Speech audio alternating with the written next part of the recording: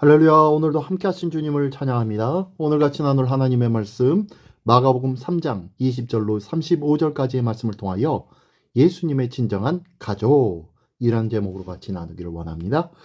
자, 예수님께서는 오늘 본문을 통하여서 진정한 가족은 육신의 친족도 아니고 율법을 잘 알고 있는 종교 지도자들도 아니라고 말씀합니다. 오직 예수님을 통하여 계시된 하나님의 뜻을 알고 행하는 자들이 바로 진정한 가족이다 라고 말씀하시는데요. 자, 그 내용을 한번 한 절 한 절씩 읽으며 같이 나누기를 원합니다. 먼저 20절로 21절 두 절의 말씀 먼저 봉독할까요? 예.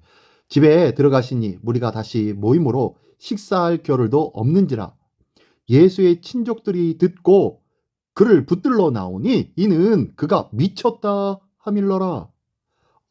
예. 이건 또 무슨 소리인가요? 예수님께서 식사할 겨를도 없이 밀려온 사람들을 가르치고 또 치유하고 계십니다. 그런데 친척들이 예수님이 귀신 들렸다는 소문을 듣고 억지로 데려가려고 찾아온 거예요.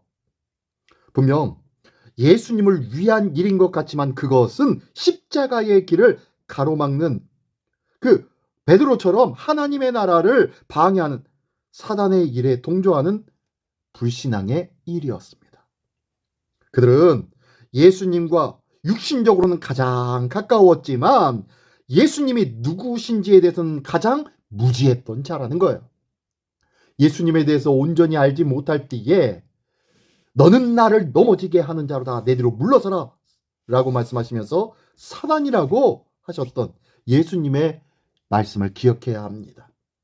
아무리 육체적으로 가까운 친척들이었지만 예수님이 어떤 분이신지 정확하게 알지 못하니까 마치 예수님의 사역과 하실 일들을 방해할 만한 사람들, 즉 사단과 같은 존재가 되어버리더라는 거예요.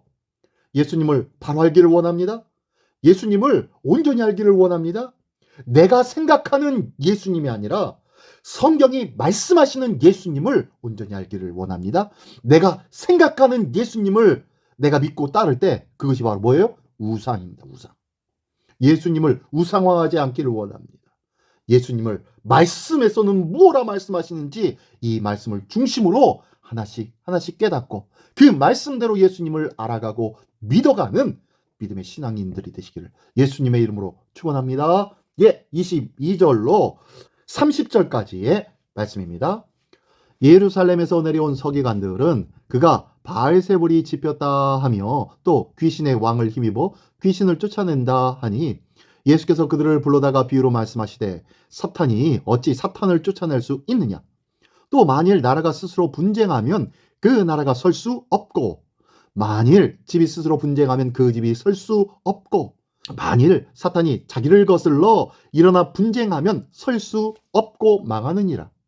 사람이 먼저 강한 자를 결박하지 않고는 그 강한 자의 집에 들어가 세간을 강탈하지 못하리니 결박한 후에야 그 집을 강탈하리라.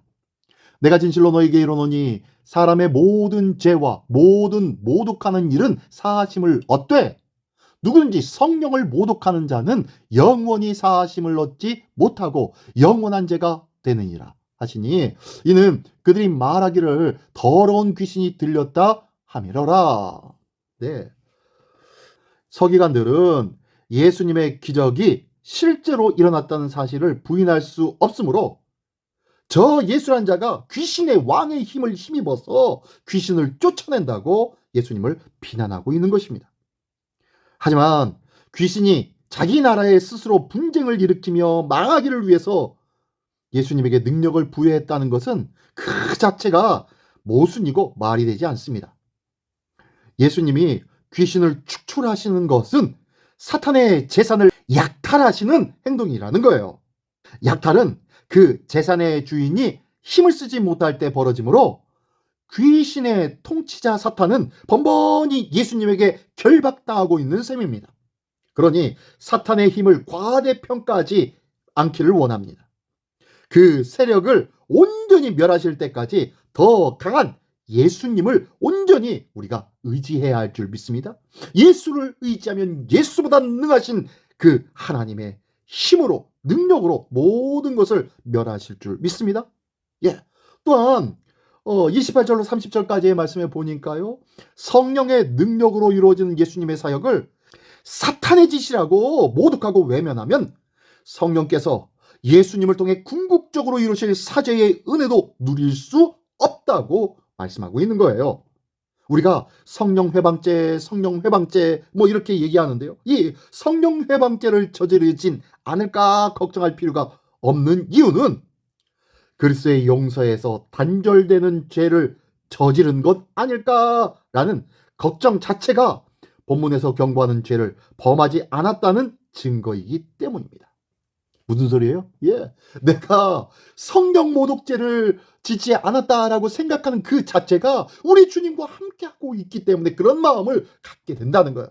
주님과 떨어질까, 주님과 관계가 단절되어질까 두려워하며 염려하는 자는 결단코 주님과의 어그러진 관계를 가진 자가 아니기 때문입니다. 주님을 소망하는 자이고 주님과 함께하기를 원하는 자이기 때문이라는 거예요. 성령 회방죄는 그러한 것들을 무참하게 무시해버리고 자기 생각과 세상의 욕망대로 무조건 행하는 자, 그런 자를 말하는 거예요. 그런 자들에게는요, 죄를 범하여도 그것이 죄인지 아닌지 그거에 대해서 무감각한 생활을 한다는 것이죠. 우리가 그 부분에 대해서 염려하고 걱정하고 그 관계를 중요시 여긴다는 것, 이것이 믿음이며 은혜 안에 거하기 때문인 줄 믿습니다. 자, 그러면서요, 그러면 마지막으로 오늘 말씀의 제목인 진정한 가족이 무엇인지 한번 알아보기를 원합니다. 31절로 35절까지의 말씀입니다. 그때에 예수의 어머니와 동생들이 와서 밖에 서서 사람을 보내어 예수를 부르니 무리가 예수를 둘러 앉았다가 여짜오되 보소서 당신의 어머니와 동생들과 누이들이 밖에서 찾나이다. 대답하시되 누가 내 어머니이며 동생들이냐 하시고 둘러 앉은 자들을 보시며 이르시되 내 어머니와 내 동생들을 보라. 누구든지 하나님의 뜻대로 행하는 자가 내 형제요 자매요 어머니이니라. 아멘. 네, 그렇습니다. 하나님 나라의 가족은 육신의 친족도 아닙니다. 율법을 잘 알고 잘 지키려고 노력하고 막 어떻게 해서든지 이 율법 안에 거하려고 하는 그러한 율법주의자들도 아닙니다. 예수님을 통해 드러난 하나님의 뜻에 온전히 순종하려고 노력하며 마음을 다하는 자, 이런 자가 바로 하나님 나라의 가족이라는 거예요. 이 기준대로 예수님도 가족에게 외면당하셨어요. 이것은 하나님의 뜻을 행하는 제자에게도 찾아올 수 있는 고난인 줄 믿습니다. 예수님의 가족들도 예수님을 향하여서 귀신 들렸다고 안타까워하며 예수님을 쫓아왔다는 거예요. 그러니 예수님을 따르는 우리 제자된 우리도 이런 일들이 빈번히 찾아올 수도 있다는 것입니다. 이것이 하나님의 뜻을 행하는 제자들에게도 찾아올 수 있는 고난이라는 것입니다. 실제로 초대교회 성도들은 가족들에게 버림받은 일들이 빈번하였다고 합니다. 하지만 예수님 안에서 형제요 자매가 된 그리스도인들에게는 새로운 가족이, 새로운 관계가 열려지므로 그 안에서 새로운 가족을 누리는 그러한 은혜가 있다는 것을 기억하시기 바랍니다. 오늘도 주 안에서 누려질 아름다운 관계요, 아름다운 형제요 자매가 누구인지 우리 시민교회의 아름다운 공동체 안에 있는 형제와 자매들을 돌아보며 그들을 위해서 중보하고 기도할 수 있는 그런 믿음의 아름다운 공동체를 이루는 시민의 가족이 되시기를 예수님의 이름으로 축원합니다. 기도하겠습니다. 전능하신 주님 감사합니다. 하나님의 뜻대로 우리 하나님 아버지의 뜻대로 행하는 하늘 가족으로 불러주시니 감사합니다. 이 믿음의 가족 식구들이 서로가 서로를 돌아볼 줄 아는 아름다운 사랑의 공동체요, 믿음과 긍휼의 공동체가 되어질 수 있도록 오늘도 은혜 주시고 믿음 주시고 풍성하신 주의 사랑으로 가득하게 하여 주시옵소서. 모든 것에 감사드리며 예수 그리스도의 이름으로 기도드리옵나이다. 아멘.